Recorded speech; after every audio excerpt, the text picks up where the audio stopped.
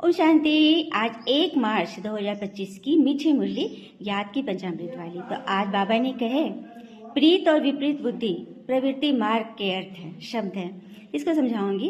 तो विपरीत बुद्धि अर्थात हम ईश्वर से विपरीत हो जाते हैं जब उनको पहचानते ही नहीं, तो ये प्रवृत्ति मार्ग में है। ज्ञान मार्ग में तो सदैव प्रीत बुद्धि होती है, अर्थात ईश्वर के नियमों पे चलना, उन्हें मानना और दूसरों को बताना, यह है प्रीत बुद्धि की निशानी।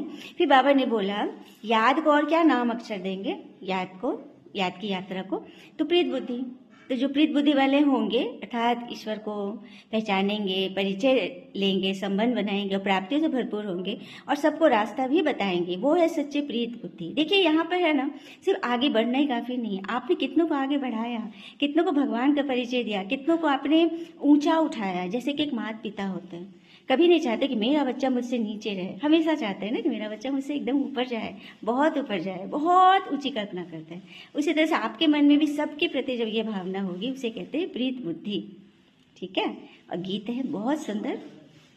किसके लिए रुका है, किसके लिए रुकेगा, करना है आज कर ले, ये वक्त जा रहा है, ये वक्त जा रहा है, किसके लिए रुका है। तो परमात्मा आते हैं संगम युग में। चारों युग हमारे लिए बीत गई है, संगम युग आ गया जब परमात्मा और आत्मा का संगम हो रहा है। महाकुंभ महासंगम यही है।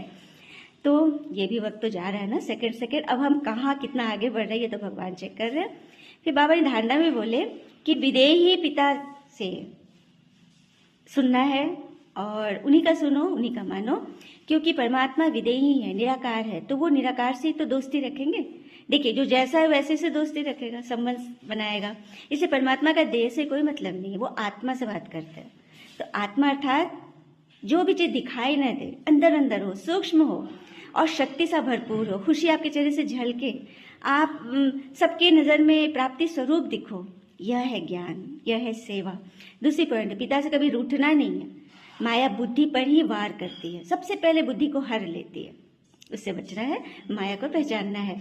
फिर वरदान है शुद्धि की विधि द्वारा किले को मजबूत बनाने वाले सदा विजयी निर्विघ्न बनते हैं। तो शुद्धि की विधि अर्थात एकदम विशुद्ध मन से पहचानना है माया कहाँ पे है। अब जैसे कि चावल उजला होता है, उसमें कीड़े कैसे तो उजले होते हैं, मटर में हरे रंग का कीड़ा होता है, दाल में भी उसी के रंग का कंकड़ होता है, तो उसको पहचानना, ये माया की विधि है। जितना आप आगे बढ़ेंगे माया भी आगे बढ़ेगी। और